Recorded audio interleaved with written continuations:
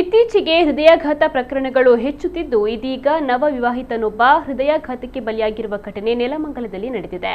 30 ವರ್ಷದ ಚರಣ್ ಸಾವನ್ನಪ್ಪಿದ ನವ ವಿವಾಹಿತ ಚರಣ್ ಖಾಸಗಿ ಕಂಪನಿಯೊಂದರಲ್ಲಿ ಮ್ಯಾನೇಜರ್ ಆಗಿ ಕೆಲಸವನ್ನ ಮಾಡ್ತಾ ಇದ್ರು.